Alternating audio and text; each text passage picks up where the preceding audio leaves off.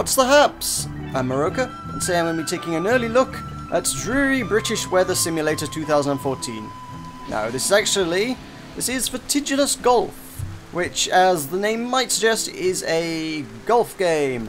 It is set in this strange alternate universe, a steampunk era kind of universe in which there's perpetual smog and rain on the surface, and technology has been developed such that we can now build above the cloud layer and get perpetual sun up there, which is where we're going to be playing some golf to escape the rain.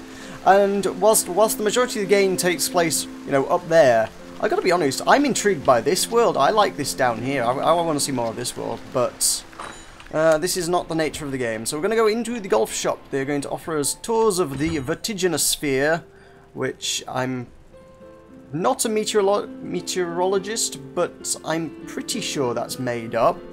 So we're going to the Vertiginousphere layer of the atmosphere where we are going to play golf. So this is, like I say, this is an early access title. At the moment there is a 1 full 9-hole golf course and a 6-hole in development course available. So go to courses, you can pick through them. So initiation is the only one I've got access to at the minute, and I can continue on. I'm going to pick on where we left off, so continue and click on screen play. And this is a little confusing at first. It took me a moment to figure out what on earth was going on here. This is in fact a map of the shop. If you see, it kind of curves around at that end. And you're actually supposed to take a seat in the one that's electric. You've got to take a seat in the electric chair to go up to the Vertiginousphere. Because why not? Electrocution is the way of the future, apparently. So you might have noticed as I spin around, there's some weird kind of visual effects going on in this game. If you turn around too fast, everything defocuses, and then it takes a second to refocus, and that's... I don't know why it does that. It must be a design choice, but it's just really bizarre, and I can't put my finger on why that should be a thing. Either way, let us get in the electric chair, because that seems like fun, and head on up to the golf course. So, let's get electrocuted here and head on up. So here we are. Here we are in the Vertiginousphere with a mechanical hummingbird hovering over our golden and nicely engraved golf club and a very strange but kind of exotic looking golf ball. So welcome to the Vertiginousphere. We are above the cloud layer and we're in a giant levitating and extremely elaborate golf course. So, what can we do? We have a number of camera angles. If we press X, I can get an overview of the course, and we can press X and it'll cycle through different various points in the course. These are all the interesting points. We've got these holes that if we can get into it within the number of strokes shown above the hole, it won't count and we'll get a free shot.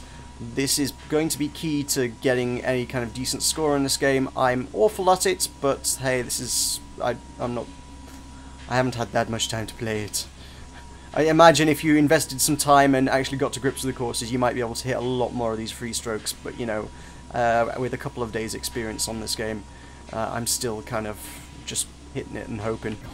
So, we've got various moving floors, we've got propellers that balls will fly over, we've got various conveyor belts, we've got all sorts of things.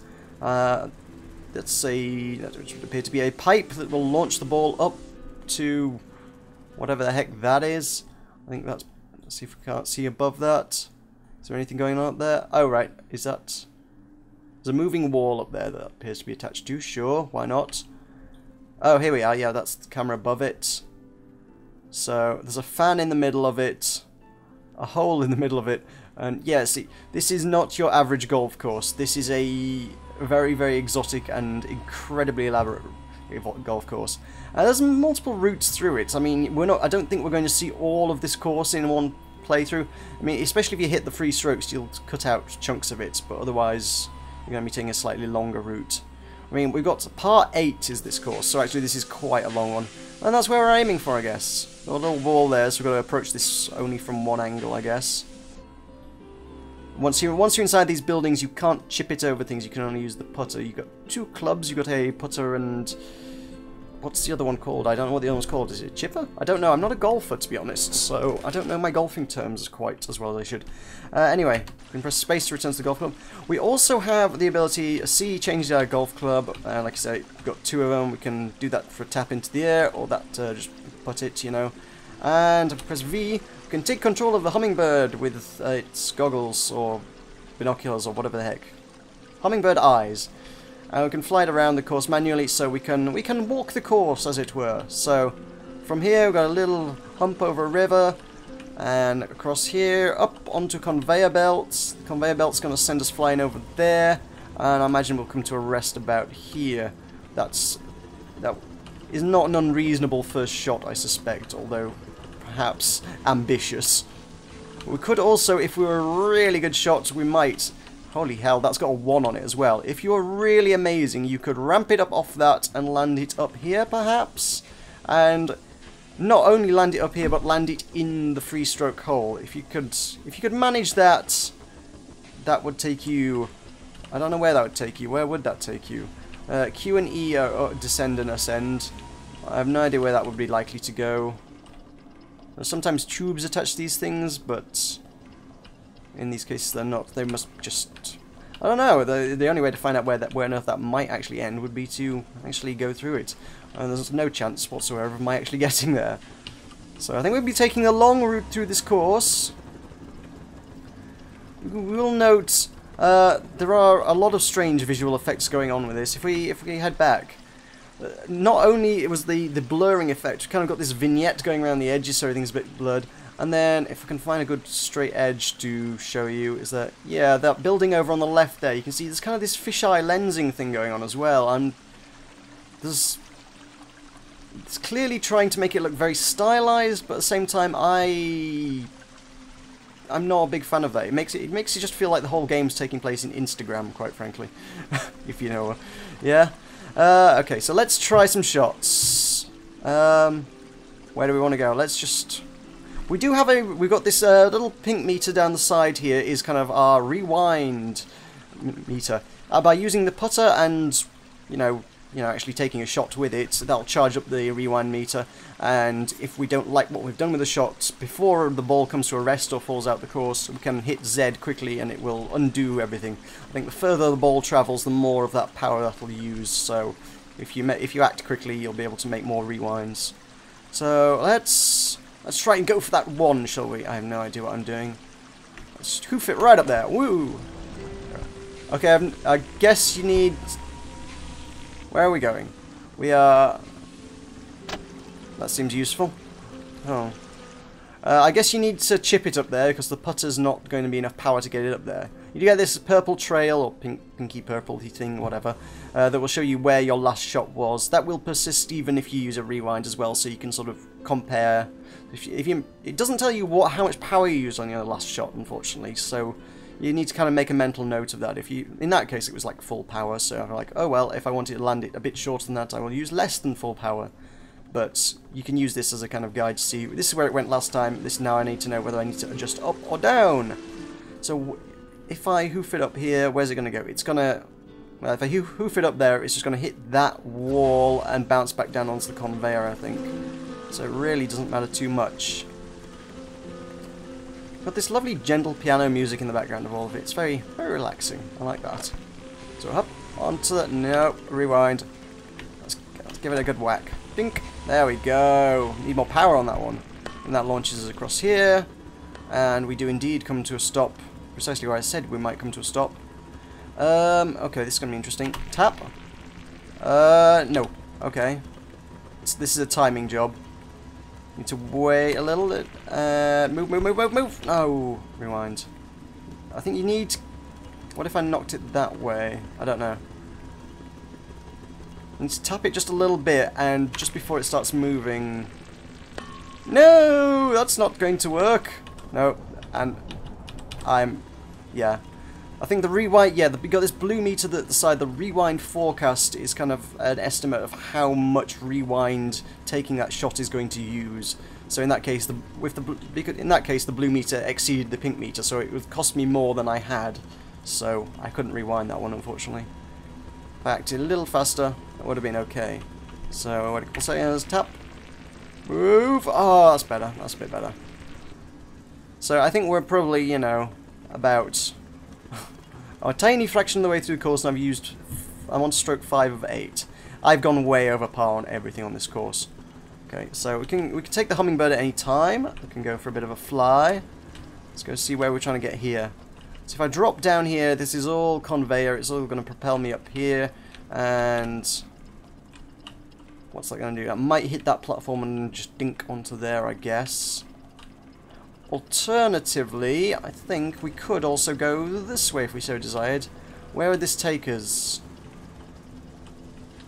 I can't see that this would take us anywhere especially useful, although there is a fan here, which might suggest we could use that somehow. Could we use the fan to land on there? I don't know. So there's a lot of alternative routes, and I think some of them require a little bit of creativity. I think I might just go with the standard route here, because that's looking a bit weird. No, that was the first one we got to, wasn't it, I think? Oh no. I have no idea how you're supposed to get there, actually. That's somewhere entirely else. Multiple routes, guys. So many multiple routes. At any rate, yep, I'm out of interesting ideas. Let's go the boring way. So, a bit of power, just get over the edge. We're going to go at a pretty constant speed going over the conveyor belts. They do just pretty much carry the ball. It just kind of sticks to the carpet and rolls with it. It doesn't give you a speed boost or anything. It just literally transports it to the end. Got some moving obstacles to dodge here. I don't think that's going to be... Let's go hummingbird. Let's just go check out what we're doing here. I have a feeling most of that's going to be... If I miss that, which shouldn't be too hard to do, it's just going to go whoop, and we're going to end up on top. And I'm going to have to put it into the hole, probably. The actual odds of that going in by itself are minimal, I think. So, a bit of power, onto the carpet, throw it up, think. Oh my god, actually, ha! No ways! And that's where that thing came into play that we saw earlier. Although, I feel like that wasn't supposed to land there, but I don't know how I could possibly have controlled that in any way. At any rate, what are we aiming for? We have... Is this the end? Oh. Yeah, if you click outside the window, it's very... I'm playing this window, and it's incredibly easy to lose window focus on this, because the mouse is not constrained to the window, unfortunately. That would be... That's something I would like to see. I like it when people constrain mice to windows, because it means I don't mess everything up all the time. Not enough games do that, by the way. Seriously, if we could see a trend towards constraining mice to the actual game windows, that would be a trend I would be very, very happy with, personally. So let's figure out how we can... Let's see if we can figure out how we can get around here. So basically... If I go too powerful down this way, it'll fall off the end, but we kind of want to go down onto this carpet, across, and that'll carry us up. And that is the end. Hole 8, par 8. Okay, so we are not too far off at all. And we are indeed... Oh, geez, we're only on stroke 7 as well. I mean, we're very unlikely to get par here, but... Don't know. If I give it a good bink off this wall, roll down there, carry it across there, and up. No. And up. No. Okay, fine. Okay, stroke 8. Well, maybe I could get... Who knows? I could potentially get this in without even getting any free strokes. I don't think I will, but I might. So, no. It's going to be 1 over, which is... I think this actually is the best hole I've managed so far. So, there we go. A little dink. And we're in. 9. 1 over. Okay. Yeah, see, I'm kind of currently on plus 40 for this course. That's after 8, so 9 is going to be the last one. This is going to be our last hole. Please wait. Okay. So here we've got... Ooh, good lord, this looks exotic. This is a very pretty game, to be honest. It's very nice. I mean, like I say, I would love to see more of the ground, actually. I would love to see... If not in this game, or perhaps a separate game, maybe we should have... I would love to see some courses set on the ground layer, or maybe just another game set in the same universe on the ground. Because Vertiginousphere is all very pretty and steampunk and awesome and cool like that, but the sort of grungy industrial ground layer, that's also pretty cool, to be honest. The game, if you read the blurb on the website, does boast AAA graphics, and I think that's a little bit of an outlandish claim. Like I say, it looks nice. It does look nice. It's all very pretty, but it's not AAA, let's be honest. You're not going to be able to hold this up against something like, say, Titanfall and say, yes, this is comparable, because it's not. If you get up close, the textures are kind of not amazing. And these are the courses out here. You can see the other courses, which at first I thought, that's pretty cool. You can actually get to the other courses from here. No, you can't. It's actually an image projected in the background.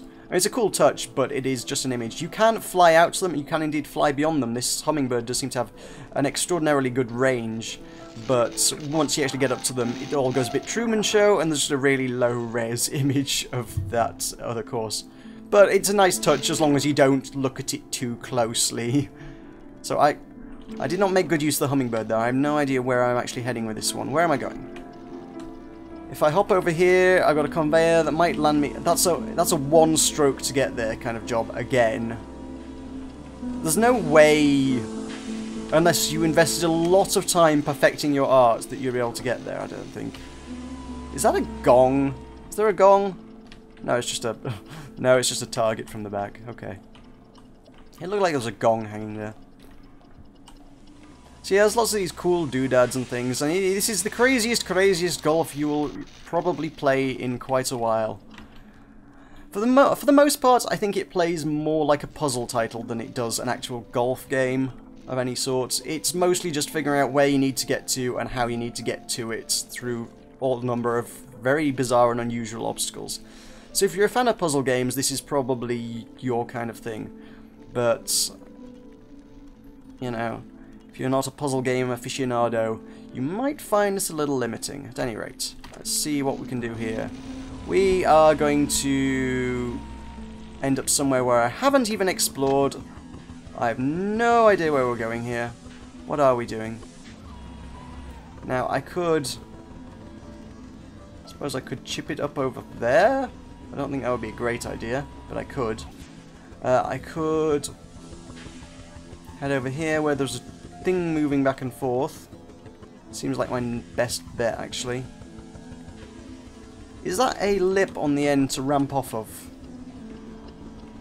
It is. There is no wall particularly to keep me in place there, so... Probably don't want to absolutely hoof it over there. A little bit of power. Dunk. That is almost, but not quite too much power. That's okay. Can live with that. Oop. Yep. Lost focus again. That has been a recurring problem for me. I suppose if you full screen, it's probably not. But if you're playing in a windowed, as I tend to do... Nope. Undo. That's too much. I think I just need to get it onto the ramp. Once it's on the ramp, I don't think it's a big deal. Yeah. Oh, seriously? Less power again? Okay. Well, no. Come on. Straightforward. Just a tap. Okay. Oh yes, and we're on the conveyor. Yeah, it's good. It's so very good. Oh, and we've got one... Oh. It's going to be tricky to get to, but I might be able to do it. We do have a free stroke here. Which would be good. So we want to be straight up the middle, right? I don't know how much power to give this. Ah, no. And, oh Christ, lost focus again. But yeah, now it just snaps shut, so I can't use that one anymore. It's no longer a free stroke. Dagnabbit. Okay, where's going to be the best place to go? I guess up is probably the way forward. Let's take the hummingbird. Where are we headed? So if we head up here, we fly towards a fan. There's a conveyor. I have no idea how you would get onto in the slightest. Oh, I see. If I'd managed to get the free stroke, it would have sent me up onto the conveyor. Instead, we're going to have to use the fan, which is likely to project us through here, and the exit's on the other side. So, okay, let's deal with that. Bit of a tap. Oh, nope. Undo. Redo that one again. Bit more power. Nope. Full power. And, yep, full power through that one. Okay, that's cool. That was easy enough. So we've got a moving to the right, then to a left, and then straight to the hole at the other side. There's no moving obstacles. This seems too easy. There's a lot of stuff in here. Why is there... There's a lot of stuff in here, and it's not asking me to deal with most of it. There's the exit, right? Yeah, we're done. There's a... There's a ramp and a conveyor here, just in case you're feeling really clever about that one. That's oh, I guess that must be where you come through if you end up with the free stroke. It'll throw you in here and you can roll down here, I guess.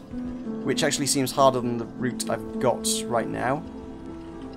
Strange, but okay. Right, so we are going to try and go straight through the middle here, right? With the Z button at the ready. Dunk. Way too much. Less. Half power, half power. As long as that doesn't go... Oh, a little on the carpet. So if I aim to the right a bit, I don't know. Is this going to work? Dink. No. Well, that was terrible. Oh, come on. Seriously? I nearly did that under par. If I hadn't screwed up the putting at the end, that would actually have been a birdie or something. But it was not to be. Score plus 41, so that's me through the first 9-hole course. It is complete, and I got plus 41, which is a disgrace on the golf course, I'm afraid to say. So here we are, back down on the ground, where everything is slightly blurry if you move too fast. I guess if we're going to courses... No, it doesn't list the second course, although the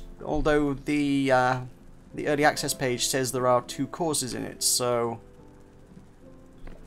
I'm not sure why that... What if we go to local multiplayer? Don't know. It says there are an extra 6 holes in them, but in the game at the moment, but... How one accesses those, I'm not actually sure. So there's the 1 9-hole course, which is reasonably easy to access because it's the first course. And of course, the number of seats in here would kind of suggest that each one of these seats is likely to be a course once the game's finished. I would imagine. So we've got 1, 2, 3, 4, 5, 6, 7. We've got a good 14, 15, 16 potentially courses. I don't know. Don't quote me on that because I don't know. But there are 16, no, 17, 18? 18. There are 18 seats in here, so... Yes, that appears to be right. There are 18 seats in here, so I would suggest a maximum potential number of courses of 18, unless they redesign this room or something, which they could do. I don't know. I'm just speculating at this stage. Either way, there will be a lot of puzzling golf available to you once this game releases, but right now it will be available through Steam's early access on March the 8th. However, if you go to the website, which will be linked in the description below, you can actually pick it up with the humble widget right now for the princely sum of $10. So if you want a bunch of puzzling goodness and you want to support the development of this game, you can do that for the mere sum of $10 right now. So this has been Vertiginous Golf. Thank you very much for watching. I shall see you next time. Yeah!